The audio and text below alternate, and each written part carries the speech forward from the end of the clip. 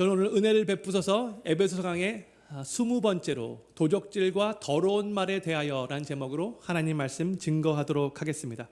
저희는 계속해서 이 에베소서 강해를 통해 특별히 에베소서 4장으로 들어와서 저희가 예수님을 믿고 난 후에 영적으로 더욱더 성장하고 성숙해져서 범사에 예수님에게까지 자라야 함을 계속 말씀을 통해서 나누고 있어요. 저는 예수님 믿는 그 순간에 주님으로부터 새 생명과 새 신분을 얻게 되는데, 그럼에도 우리는 그 새 신분에 걸맞는 새 사람의 모습으로 살지 않고 여전히 예수님 믿기 전에 가지고 있었던 그 옛 습관과 옛 성품을 따라가는 옛사람의 모습으로 이 세상을 살아가려고 하는 그런 성향이 있죠. 그런데 바울은 이제 에베소서 4장 25절부터 우리가 이제 벗어버려야 하는 그 옛사람의 모습과 새롭게 입어야 하는 새 사람의 모습은 구체적으로 무엇인가를 저희들에게 가르쳐주고 있어요. 저는 지난주에 에베소서 4장 25절부터 27절까지의 말씀을 가지고 거짓말하는 것과 또 화내는 것에 대해서 말씀을 나누었죠. 그리고 오늘은 28절과 29절의 내용을 가지고 도적질하는 것과 또한 더러운 말 하는 것에 대해서 말씀을 나누도록 하겠습니다. 먼저 4장 28절 우리 다시 한번 하나님 말씀 같이 읽기를 원합니다. 28절 같이 읽겠습니다. 시작. 도적질하는 자는 다시 도적질하지 말고 돌이켜 빈궁한 자에게 구제할 것이 없기 위하여 제 손으로 수고하여 선한 일을 하라 했어요. 여기서 다시 도적질하지 말라, 이 말씀이 아마 거의 대부분의 성도들에게는 좀 의아하게 들릴 것 같아요.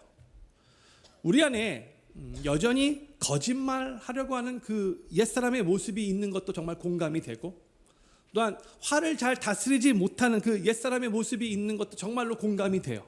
많이 찔려요. 그런데 예수님을 믿는다고 하면서 여전히 도적질하는 옛사람의 모습에 대해서 사도 바울이 말할 때 이건 조금 이해가 되지가 않아요. 왜냐하면 사실 예수님을 안 믿는 불신자들도 이 도적질 문제에 대해서는 거의 갖고 있지 않거든요. 남의 거 훔치는 사람 거의 없잖아요. 그렇죠? 그런데 이 28절의 말씀의 내용을 우리가 정확하게 이해하는 게 중요해요. 먼저 영어 번역으로 보면은요, 이 도적질의 본래의 의미를 조금 더 그래도 이해할 수 있을 것 같아요. 영어로 뭐라고 배웠냐면 Let the thief no longer steal, but rather let him labor. 그래서 도적질 해왔던 사람은 더 이상 도적질하지 말고 대신 일해라. 일해라. 이게 이제 중요한 포인트가 있는 거예요.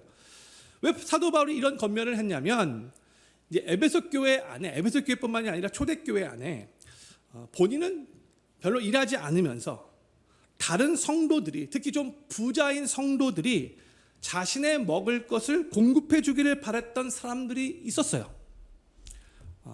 일할 곳을 열심히 찾았지만 어쩔 수 없이 일할 곳을 아직 찾지 못해서 일을 못하고 있는 사람들을 말하는 게 아니고요, 게으르고 무책임해서 어차피 우리는 다 예수님 안에서 한 가족인데 뭐 좀 부자인 형제가 나에게 먹을 것을 공급해 주면 되는 거 아닌가, 이런 생각을 하면서 아예 일을 하지 않으려고 했던 사람들이 초대교회 안에 있었다는 거예요. 바울은 바로 그런 사람들을 염두에 두고 모든 성도는 각자 열심히 일해서 다른 성도들이 자기를 부양해 줄 거라는 기대를 하지 말라, 이런 의미로 이 말씀을 하고 있는 거예요. 그러니까 도적질하지 말라는 이 말의 의미는요, 다른 성도들이 먹을 것을 공급해 줄 것을 기대하면서 자기는 게으르게 일도 하지 않고 책임감 없이 살아가지 말라, 이런 의미인 거죠. 그런데 왜 이러한 생각과 사고가 초대교회 성도들 안에 은근히 자리 잡고 있었는가? 예수님 믿는다고 하는데도 왜 이런 생각을 하고 있는가? 조금 그래도 여전히 좀 의아할 수가 있어요. 근데 그 당시의 배경을 우리가 좀 이해하는 게 중요하다고 생각해요. 1세기 크리스천들 중에는 노예였던가 아니면 노예 출신의 사람들이 크리스천들 비율 중에 반 이상, 50% 이상이나 되었대요. 어마어마한 비율이죠. 노예나 노예 출신의 사람들이. 심지어 어떤 학자는요, 어떤 지역에서는 이 크리스천 중에 거의 3분의 2까지 노예나 노예 출신이었다라고 주장하는 학자들도 있어요. 그러니까 그만큼 아주 높은 비율을 노예나 노예 출신의 사람들이 크리스천이 되었던 건데, 그런데 거의 대부분의 노예들의 성향이 무엇인가? 어떻게 노예들이 그 당시에 생각을 했었냐면, 자신들이 섬기는 그 주인의 집에 있는 그 양식을 살짝 몰래 빼돌리는 삶이 노예들이 보였던 모습들이에요. 그러니까 엄청나게 많은 양을 말하는 게 아니고 내 주인은 그래도 부자이니까, 나는 부자인 주인 밑에서 일하니까 그래도 요 정도는 괜찮지, 이런 자세였다는 거예요. 그리고 노예의 주인들도 사사건건 너 요거 가져갔지 막 그렇게 따지는 것보다 그냥 좀 가난하니까 하면서 노예들이 그런 일을 할 때에 그냥 살짝 눈 감아주고 다 넘어갔다는 거예요. 그게 그 당시에 좀 분위기였어요. 그러다 보니까 이게 거의 대부분의 그 당시에 노예와 노예 출신의 사람들이 갖고 있었던 이제 사고 체계인데, 그런 사고 체계를 가지고 이제 예수님을 믿게 됐는데 이 사고 체계가 여전히 그 안에 자리 잡고 있었던 거죠. 그러니까 예수님을 믿고 크리스찬이 되었음에도 부자는 그래도 우리 같이 좀 가난한 자들 좀 먹여 살려야 되는 거 아닌가, 이런 생각이 있었다는 거예요. 교회 세팅 안에서도. 그러니까 교회 안에서도 부유한 자들은 자기들의 그 소유를 가지고 가난한 우리들을 위해서 더 많이 베풀어야 한다라고 생각하며 본인들은 일을 하려고 하지 않았다는 거예요. 바울은 바로 지금 이러한 교인들을 염두에 두고 오늘 본문 28절 말씀을 우리들에게 권면하고 있는 거죠. 근데 바울이 도적질하는 옛사람을 벗어버리고 항상 옛사람에 대해서 먼저 말한 다음에 우리가 입어야 될 새 사람의 모습은 무엇인가를 알려주고 있죠. 근데 28절 말씀 다시 한번 보여주세요. 우리가 입어야 할 새 사람의 모습은 무엇인가? 후반부 28절 후반부에 뭐라고 하냐면 빈궁한 자에게 구제할 것이 있기 위하여 제 손으로 수고하여 선한 일을 하라, 이렇게 말하고 있어요. 요걸 우리가 집중해야 돼. 이게 우리가 입어야 할 새 사람의 모습이에요. 이제 너희는 도리어 가난한 자들에게 더 도와주기 위해서 더욱더 열심히 일하며 수고하며 선한 일을 해야지, 이런 의미인 거죠. 이제 예수님 믿는 크리스찬이 되었는데 크리스찬들은 이제부터는 다른 사람들의 도움을 받으려고 그렇게 기대하는 것보다 도리어 너가 더 도움을 주는 자리에 있으려고 노력을 해야지, 이게 사도 바울의 마음인 거예요. 너희는 그동안은 도움을 많이 받으며 살아왔을런지 몰라도, 그것을 당연하게 여겼을런지 몰라도 예수님 믿는 자들은 더 도움을 주는 삶을 살도록 노력해야 돼, 이거예요. 은근히 살짝 다른 사람들에게 뭔가를 기대하는 삶을 갖고 있는 그런 우리의 옛 모습이 있을 수 있어요. 그렇죠? 또 나는 그렇게 부유하지 않으니까 좀 부자가 나한테 좀 더 이렇게 베풀면 더 좋지 않은가, 이런 생각을 갖고 있는 거죠. 그래도 기왕이면 좀 받는 게 더 좋지, 뭐 주는 것보다 받으면 내가 더 이익이 되고 내 거 주면 내가 좀 손해가 되는데 기왕이면 좀 받아야지, 은근 이런 생각을 갖고 있을 수 있다는 거예요.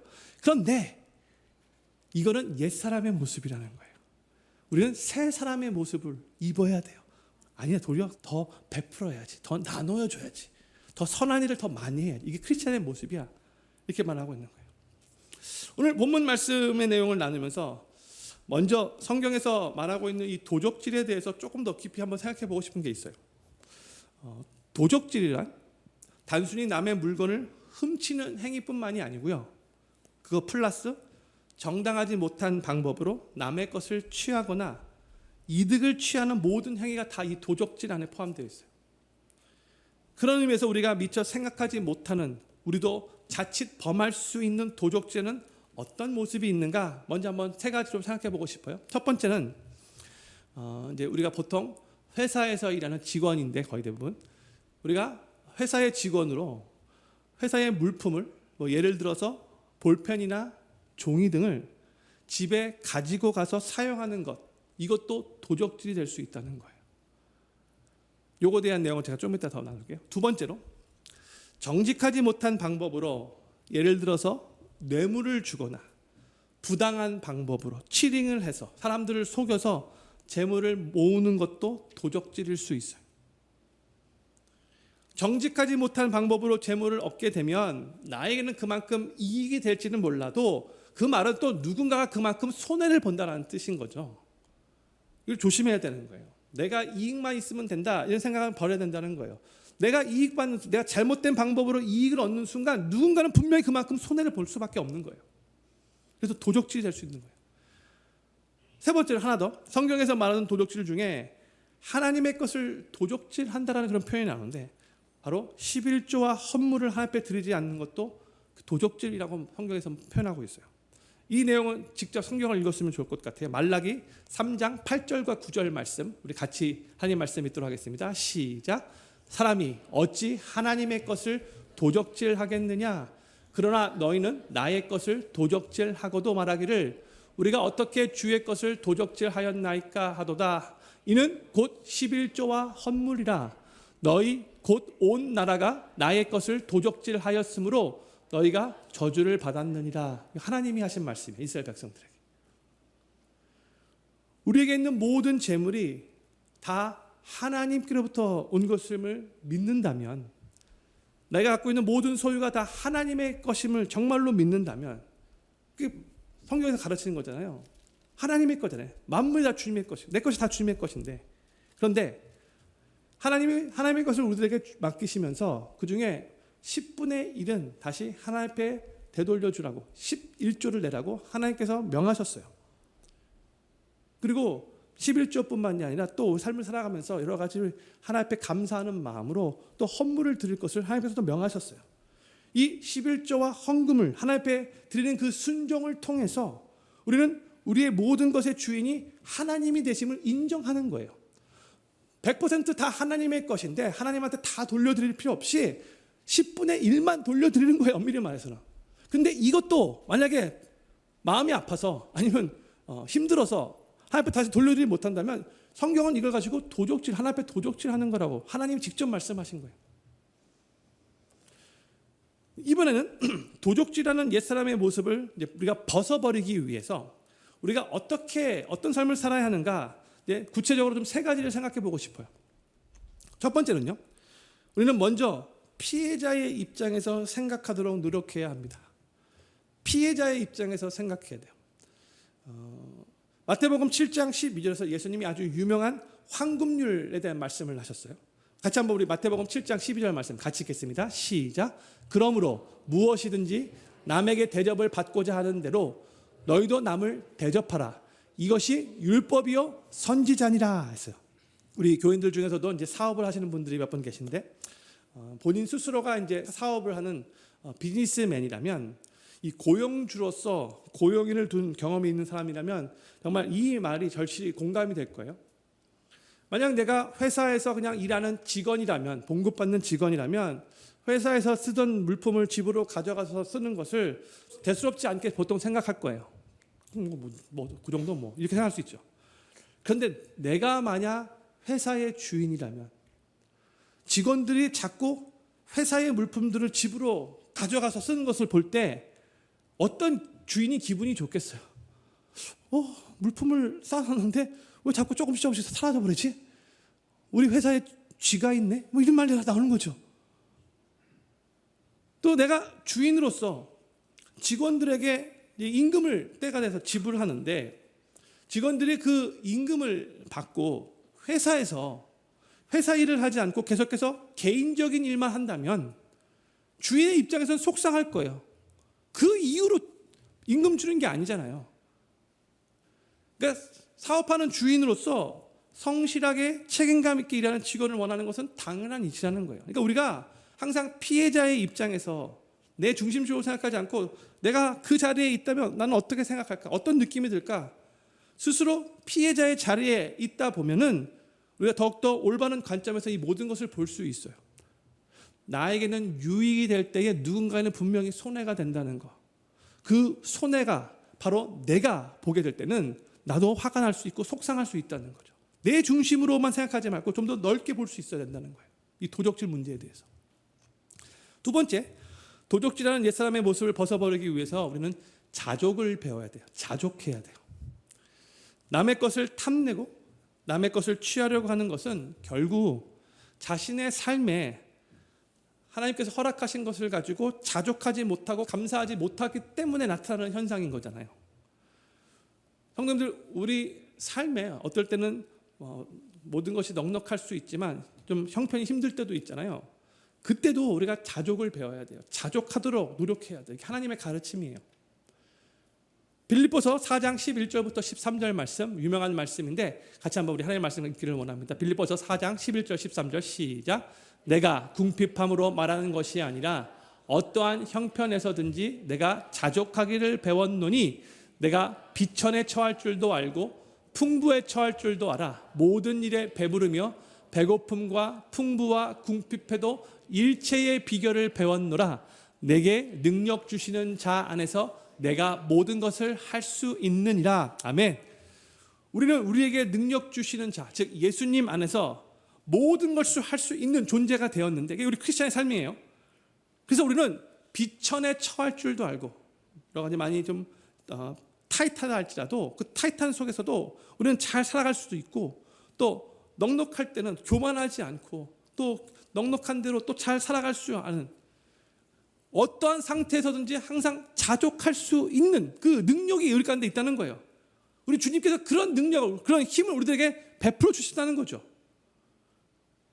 자족할 수 있어야 돼요. 자족해야 돼요.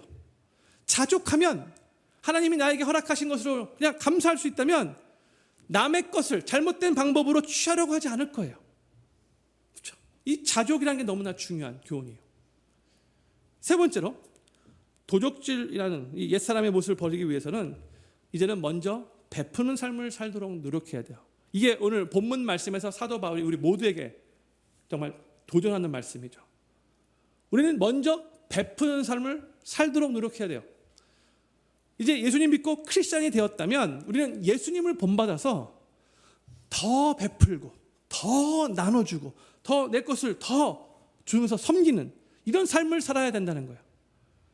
이 베품과 나눔은 우리 크리스천들 삶의 정말 중심, 핵심 원리예요. 누가복음 6장 38절. 많은 분들이 정말 사모하는 말씀인데 우리 같이 한번 6장 38절 말씀 같이 읽겠습니다. 시작. 주라 그리하면 너희에게 줄 것이니 곧 후히 되어 누르고 흔들어 넘치도록 하여 너희에게 안겨주리라. 너희의 헤아리는 그 헤아림으로 너희도 헤아림을 도로 받을 것이니라. 그렇죠? 여기 보면은 후히되어 누르고 흔들어 넘치도록 너에게 안겨준다. 너무나 좋은 편이지, 너무나 은혜가 되는 편인데, 근데 전제 조건이 있어요. 뭐예요? 주라. 먼저 줘야 돼요. 먼저 줘야 되는 거예요. 그리하면 내가 너에게 다시 안겨줄 것이다라고 하나님이 약속하신 거예요. 그런데 너에게 안겨줄 때에 그냥 안겨주는 것이 아니라 후히되어 누르고 흔들어 넘치도록 안겨주신대요. 형들 이게 하나님 말씀의 원리예요. 우리가 사랑을 먼저 주면 이 사랑이 열매를 맺고 다시 그 사랑이 우리들에게 돌아오는 거예요. 우리가 먼저 용서를 베풀면 그 용서가 열매가 되어 또 그 열매가 우리에게 돌아오는 거예요. 우리가 우리의 것으로 먼저 섬기면 그것이 아름답게 열매를 맺어서 또 우리도 다른 사람들의 또 귀한 섬김을 받게 되는 거예요. 우리가 우리의 것으로 먼저 베풀고 나누면 그것이 결국 우리의 삶으로 다시 풍성하게 돌아오는 거예요. 이게 하나님 말씀의 원리예요. 우리 기독교의 신앙의 본질은 나눔으로 풍성케 되는 신앙이라는 거 기억해야 돼요. 더 나누면 나눌수록 풍성해지는 거예요. 나눔은 절대로 상실이 아닙니다. 우리가 믿음으로 무엇이든지 하나님의 뜻에 맞춰서 먼저 나누게 되면 그 다음에 하나님이 우리의 삶을 베풀어 주고 채워주시는 거예요. 왜요?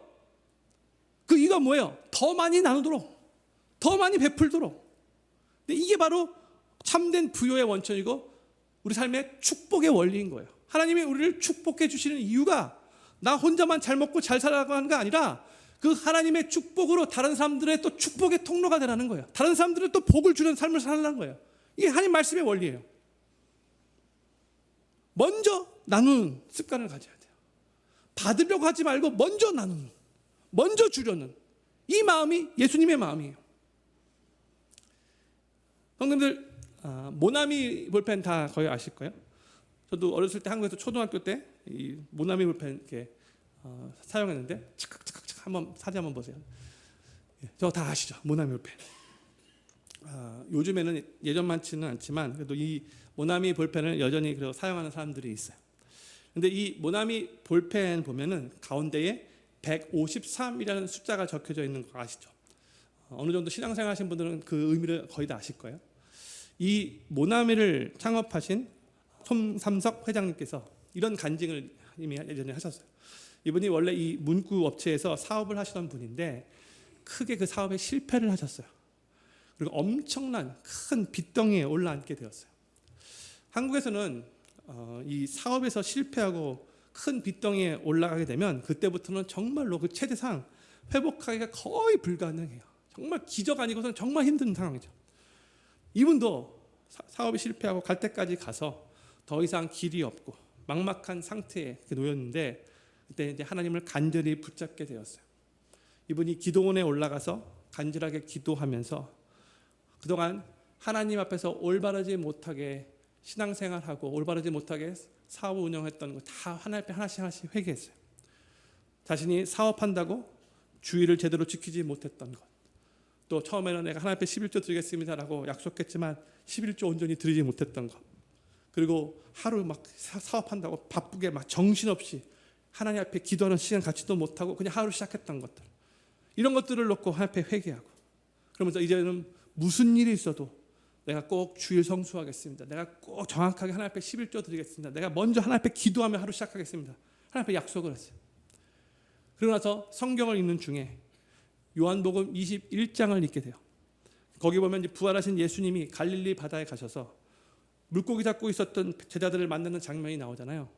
그때 밤새 빈금질을 했던 이 제자들에게 예수님이 한번 오른쪽 편에 그물을 던져보라 라고 말씀하시죠. 그 말을 듣고 그물을 오른편에 던졌더니 그물이 가득 차도록 물고기가 잡혔어요. 그때 요한복음의 저자인 요한은 그물이 아주 많이 가득 찼다라고만 기록하지 않았고 물고기가 몇 마리 잡혔는 것까지도 정확하게 기록을 했는데 그게 몇 마리였어요? 153마리. 그렇죠? 이 송삼석 회장이 이 153의 숫자를 붙잡고 하나님 앞에 이렇게 기도를 드렸대요. 하나님, 정말 그동안 내가 하나님의 뜻대로 사업하지 못했습니다. 하나님, 정말 죄송합니다. 그런데 하나님, 만약에 저에게 다시 한번 기회를 주신다면 이 153 숫자를 저의 제품에 새겨놓고 그리고 이 사업체를 가지고 이제 내 자신을 위해서 운영하는 것이 아니라 하나님 나라를 위하여 뭔가 복음을 땅 끝까지 이렇게 전파되는 그 일을 위해서, 그 사역을 위해서 제가 이 사업체를 하나님 앞에 드리겠습니다. 그렇게 기도를 했대요. 그리고 나서 볼펜에 새겨진 숫자 153이 탄생이 된 거예요. 하나님께서 그 송삼석 회장을 불쌍히 보신 것 같아요. 그래서 그 기도를 들어주셨어요. 거의 회복이 불가능한 그 한국의 그 경제 시스템이었는데도 정말로 막막하고 깝깝했던, 정말 벼랑 끝에까지 갔던 바로 그 사업체였는데도 이 모나미 볼펜, 153이 기록되는 이 모나미 볼펜으로 해서 다시 회복할 수 있는 기회를 얻게 되었어요. 통계를 보니까 지금까지 모나미 볼펜이 36억 자루 팔렸다고 해요. 저희 필그림 교회는 워낙 믿음이 좋으셔서 이런 숫자 수를 들으면 전혀 놀라시지 않죠. 36억 자루. 이게 얼마나 많이 팔린 건가. 이 모나미 볼펜을 쭉 일렬로 36억 자를 쭉 하면 지구를 12바퀴를 돌고도 남는 숫자래요. 감사합니다. 이제서 나왔어요. 지금도 이 사업체는 크리스찬 기업으로 복음과 선교를 위한 사업체로 하나님 앞에 귀하게 쓰임받고 있어요. 사랑하는 필그림교 성도님들, 우리 인생의 빈 그물은 우리가 노력한다고 채워지는 게 아니죠. 아무리 애쓰고 밤이 맞도록 그물질한다 할지라도 우리의 힘으로는 물고기 한 마리 잡을 수 없잖아요. 그렇죠? 그렇지만 우리 주님이 하시면 되는 거예요. 아멘이십니까? 주님이 하시면 되는 거예요. 근데 성도님들, 물질이 우리의 인생을 만족해 하는 게 절대로 아니라는 것을 먼저 우리가 이거 믿고 고백하고 선포해야 돼요. 저를 한번 따라해 주시면 감사하겠습니다. 물질이 우리 인생을 만족해 하는 게 아닙니다. 목소리가 되게 작으신데 물질이 우리 인생을 만족해 하는 게 아니에요. 물질에 우리의 마음이 빼앗기기 시작하면 그때부터는 우리 삶이 비참해지는 거예요. 우리는 물질을 다스려야 돼요. 근데 많은 사람들이 이 세상을 살아가면서 이 세상에 똑같은 가치관을 갖고 이 세상을 살 때에 물질의 마음이 뺏기는 거예요. 우리가 물질을 다스려야 되는데 그러다 보니까 자꾸 끌려가는 거예요. 그리고 그 삶이 점점점 비참해지는 거예요. 먼저 우리 삶의 우선순위가 올바르게 정립돼야 돼요. 우리 삶의 우선순위 항상 하나님이셔야 돼요. 하나님이 우리 인생의 첫 자리에 모셔드려야 돼요. 그리고 나서 우리 주님이 원하시는 곳에 우리의 물질과 우리의 시간과 우리의 에너지, 우리 삶 전체를 드릴 때에 우리 하나님은 우리로 하여금 더 많은 사람들을 섬길 수 있도록, 더 많은 사람들과 나눌 수 있도록 주님이 우리의 삶을 더욱더 풍성하게 채우시는 거예요. 저는 필그림교회 모든 성도님들이 우리에게 남의 것을 취하고 싶은 그런 유혹이 생길 때마다 먼저 피해자의 입장에서 생각해 보실 수 있기를 바라고, 어떠한 형편 속에서도 먼저 자족할 수 있기를 바라고, 주님이 우리 삶에 허락하신 것들을 가지고 먼저 나누고 베푸는 삶을 사셔서 주님이 기뻐하시고 또한 주님으로부터 풍성하게 체험받는 삶을, 축복의 통로의 삶을 살아가시게 되기를 우리 구주 예수님의 이름으로 간절히 축원합니다. 이번에는 더러운 말에 대해서 생각해 보고 싶어요.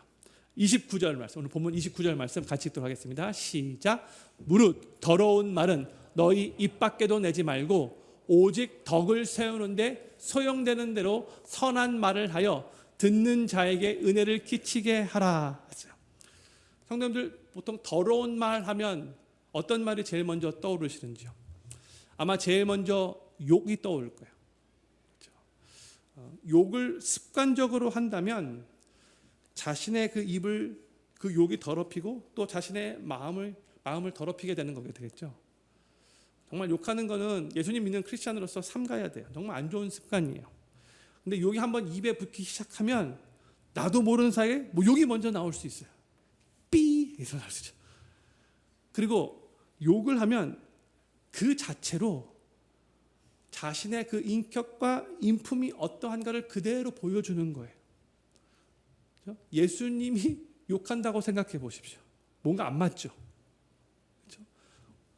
우리가 작은 예수가 되었는데 우리 안에 예수님이 영으로 함께하고 계시는데 우리의 입술에 예수님이 보여야 되죠. 욕한다는 것 그 자체가 맞지 않는 거예요. 두 번째로 또 우리가 보통 더러운 말 생각하면 뭐가 생각나는가? 음담패설, 야한 말들이 생각날 거예요. 음탕한 말들. 고상한 인격을 가진 사람들을 이렇게 보면은 자신이 직접 이 음담패설을 하지는 않지만 그러면서도 다른 사람이 음담패설을 말하면 귀 쫑긋하고 듣기는 좋아해요. 본인은 말하지 않으면서도 또 그런 얘기는 또 듣기 좋아해요. 아하 하면서도 응? 그래요. 근데 이렇게 음담패설과 같은 야한 말을 하는 사람들은 그 말은 뭐냐면 자기의 생각 가운데, 마음 가운데 이런 야한 생각과 이런 음란한 생각을 지금 많이 하고 있다는 것을 그대로 보여주고 있는 거예요. 사람이 하는 말이 그 마음에서부터, 그 생각으로부터 나오는 거잖아요. 그러니까 그만큼 그동안 그렇게 생각을 해왔다는 거예요. 예수님을 믿고 크리스찬이 되었음에도 계속해서 이런 음탕한 말들, 음담패설을 즐기는 것은 정말로 바람직한 일이 못 돼요. 피해야 돼요. 특히 남자 성도님들 이건 정말 피해야 돼요. 그런데 이제 오늘 본문 말씀에서 사도 바울이 더러운 말은 입 밖에도 내지 말라라고 그렇게 우리들에게 권면하고 있는데, 여기서 바울이 말하고자 했던 더러운 말은 단순히 욕이나 음담패설만을 말하고 있는 게 아니에요. 욕 피해야 되고 음담패설 피해야 되는데 그것만이 다가 아니라는 거예요. 사도 바울이 원래 의도하고 있었던 더러운 말은 그거보다 더 깊은 말이에요. 29절에서 바울은 더러운 말이라는 그 옛사람의 옷을 벗어버리고 이제 새 사람을 입으라고 하면서 더러운 말과 대조되는 말을 하라고 권면하고 있는데, 그 대조되는 말이 뭐냐면 오직 덕을 세우는데 소용되는 선한 말을 하라고 하고 있죠. 그러니까 바울이 더러운 말을 하지 말라라고 말할 때에 우리 바울 마음속에는 덕을 세우지 못하는 말을 생각하고 이 말을 한 거예요. 즉 교회를 세우고 성도들을 세우고 축복해요, 높여줘야 되는데, 격려해줘야 되는데, 그런데 교회의 연합을 깨트리고 사람들을 넘어뜨리고 상처를 입히는 말, 이게 바로 더러운 말이라는 거예요. 교회 형제들을 세우기보다는 넘어뜨리는 말하고 남을 해하는 말하고 뒤에서 은근히 뒷담화 까고 사람들에게 상처되는 말, 중상모략하는 말들, 이게 다 더러운 말에 포함되는 거예요.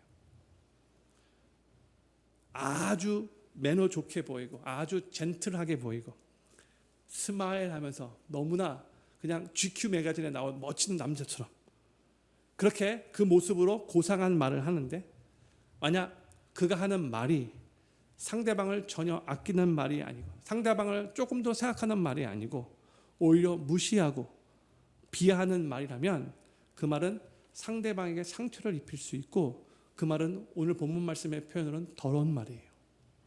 아무리 겉모습이 삐까번쩍 멋지게 보인다 할지라도, 아무리 목소리가 아주 진짜 목소리만 들어도 막 그냥 구슬이 굴러가는 듯한 그런 목소리 할지라도, 그러나 반면에 좀 말투가 좀 거칠 수 있고 좀 투박할 수 있지만 그럼에도 진짜로 찐으로 상대방을 사랑하는 마음으로 아끼는 마음으로 그 말을 해준다면 그 말 가운데 상처는 거의 받지 않게 돼요. 예를 들어서 저의 가장 베스트 프렌드가 있는데, 제 제일 절친이 제가 정말 제 삶을 볼 때에 얘 지금 잘못된 길을 가고 있구나 해서 딱 감지하고, 야 임마, 너 그따위로 살면 안 돼. 너 정신 차려 임마. 야, 너 지금 처자식 생각해야 될 거 아니야. 너 그따위로 살면은 너 인생 종친다. 좀 거칠죠. 베풀기 때문에 좀 말이 거칠 수 있어요.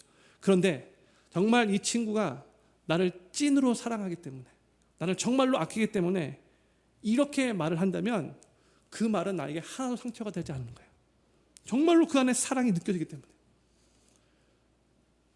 그래서 우리가 누군가에게 말을 할 때에 정말 그 사람을 위해서 하는 말인가, 정말 그 사람을 사랑해서 하는 말인가, 우리가 먼저 신중하게 스스로 질문해야 돼요.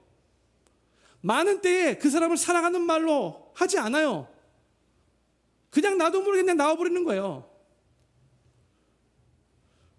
어쩌면 오늘날 우리 크리스찬들은 겉으로 너무나 고상하고 아주 멋지고 젠틀하고 깨끗하게 보이는 모습으로 겉으로 웃으면서도 그러면서도 더러운 말을 참 많이 하고 있지는 않은가, 그런 것 같아요. 정말로 오늘 사도 바울의 이 표현을 잘 생각해 보면, 암만 겉으로 멋지고 젠틀하고 신사적으로 보인다 할지라도, 목소리도 너무나 굵고 아름답게 들린다 할지라도 그 말이 더러운 말이 될 수 있는데, 요즘에 우리 크리스찬들이 그렇지는 않은가. 아마 여기 계신 거의 대부분의 성도님들은 욕은 거의 하지 않으실 거예요. 그렇죠? 그리고 은담 해설 같은 거 뭐 직접 음탕한 말 하지 않을 거예요. 그런데 그렇다고 해서 우리가 더러운 말을 우리 입 밖으로 낸 적이 없다라고 말할 수는 또 없을 거예요. 우리가 뭐 일부러 막 의도적으로 악의를 가지고 그런 말은 하진 않았겠지만, 다른 사람들을 우리가 비난하고 비하하고 무시하고 험담하며 뒤에서 안 좋게 말했던 적 여러 번 있었을 거예요.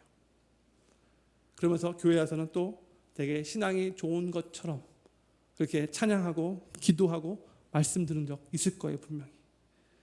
그런데 우리의 말이 우리가 사랑하는 그 교인들, 우리가 사랑해야 하는 이 성도들에게 상처가 될 때가 너무나 많다는 거, 이거는 덕을 세우는 말이 아니에요. 이건 오늘 본 말씀의 더러운 말이에요.